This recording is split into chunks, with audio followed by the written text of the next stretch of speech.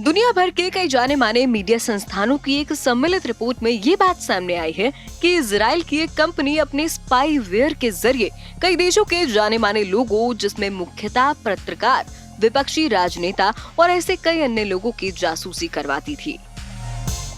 Spyware, जैसा नाम से पता चलता है कि ये ऐसे स्पाईवेयर होते हैं जो खुफिया तरीके से आपके फोन में न केवल आ सकते हैं बल्कि आपकी जासूसी भी लगातार करते हैं, वो भी तब जब आपकी इंटरनेट स्पीड काफी कम हो। अब सवाल उठता है कि कौन है ये कंपनी। पेगासस प्रोजेक्ट के नाम से एक विस्तृत रिपोर्ट छापी गई है, जिसे द गार्जियन, द वायर और द वॉशिंगटन पोस्ट जैसी 16 प्रतिष्ठित संस्थाओं ने सम्मिलित रूप से प्रकाशित किया है। इस रिपोर्ट में न सिर्फ उन देशों के नाम है जो इस स्पाईवेयर से अपने नागरिकों की जासूसी करवा रहे हैं, बल्कि उनके भी नाम है जिनकी जासूसी सरकार करवा रही है। कई हफ्तों के इन्वेस्टिगेशन के बाद खुलासा हुआ है कि अलग अलग देशों की सरकारें पत्रकारों, विपक्षी नेताओं, बिजनेसमैन, सामाजिक कार्यकर्ताओं, वकीलों और वैज्ञानिकों समेत कई लोगों की जासूसी कर रही है। इस रिपोर्ट में भारत समेत मोरक्को, रवांडा, सऊदी अरब समेत कई देशों में इसके इस्तेमाल की बात सामने आई है। इजराइल की NSO नाम की कंपनी है जो ये स्पाईवेयर बनाती है और इसका दावा है कि वो ये स्पाईवेयर सिर्फ सरकार या सरकारी संस्थानों को ही बेचती है। तो सवाल ये उठता है कि सरकार किसकी जासूसी करवा रही है और क्यों? चलिए एक नजर डालते हैं उन लोगों पर जिनके नाम इस लिस्ट में शामिल हैं।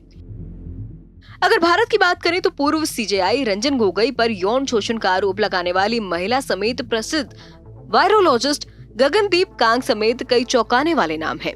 इसके अलावा इसमें कई पत्रकारों के नाम हैं जो सरकार की तीखी आलोचना के लिए जाने जाते हैं। ये पत्रकार Hindustan times, Indian express, TV18, the Hindu, the Tribune, the wire जैसे संस्थानों से जुड़े हैं। इसके अलावा 2 मंत्रियों समेत कई बड़े बिजनेसमैन के नाम भी इसमें शामिल हैं। चलिए आपको बताते हैं कैसे काम करते हैं ये पेगासस। इस पेगासस को टारगेट के फोन में इंस्टॉल करने के 2 प्रमुख तरीके हैं। पहला, टारगेट यानी जिसके फोन में उसे इंस्टॉल करना है, उसे एक टेक्स्ट मैसेज भेजा जाता है। इस मैसेज में एक लिंक होता है। जैसे ही टारगेट उस लिंक पर क्लिक करता है, उसके फोन में स्पाईवेयर इंस्टॉल हो जाता है, वो भी बैकग्राउंड में बिना किसी नोटिफिकेशन या यूजर परमिशन की मांग किए हुए बगैर। जबकि टारगेट उस पेज को देखता रहता है और जिसका लिंक उसे भेजा गया है उसे एहसास तक नहीं होता कि उसके फोन में घुसपैठ हो चुकी है। इसके अलावा दूसरा तरीका था जिसमें किसी अनजान नंबर से टारगेट को कॉल या मिस कॉल की जाती है। व्हाट्सएप या इसके जैसे अन्य तरीकों से जैसे ही यूजर फोन उठाता है या कई बार तो उनके बिना फोन उठाए भी ये उनके फोन में अपनी जगह बना लेता है, जिसके बाद ये सबसे पहले उस कॉल लॉग को डिलीट करता है ताकि उसके डिजिटल फुटप्रिंट न रह सके। ऐसा ये फोन की एक तकनीकी खामी का लाभ लेकर करता है। इंस्टॉल होने के बाद ये अपने कई छोटे मॉड्यूल इंस्टॉल करता है, जिससे वो टारगेट के अलग अलग सामग्री जैसे वीडियो, इमेज, टेक्स्ट और वॉइस रिकॉर्डिंग को अपने टारगेट सर्वर पर भेजता रहता है। ये सब टारगेट के फोन के बैकग्राउंड में चलता रहता है। चाहे टारगेट फोन का इस्तेमाल करे या ना करे, उसके बिल्कुल भी अंदेशा नहीं होता कि उसकी जासूसी की जा रही है। इसमें एक और हैरानी भरी बात ये है कि बेहद कम बैंडविड्थ पर काम करता है ये पेगासस।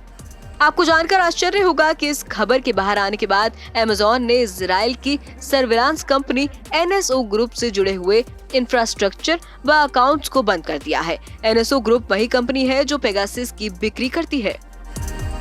क्लाउडफ्रंट अमेज़न का एक कंटेंट डिलीवरी नेटवर्क है जो कि कंपनी की वेबसाइट के मुताबिक डेटा, वीडियोस, एप्लीकेशंस और API को अपने ग्राहकों तक एक डेवलपर फ्रेंडली एनवायरनमेंट में सुरक्षित तरीके से तेज स्पीड से पहुंचाता है।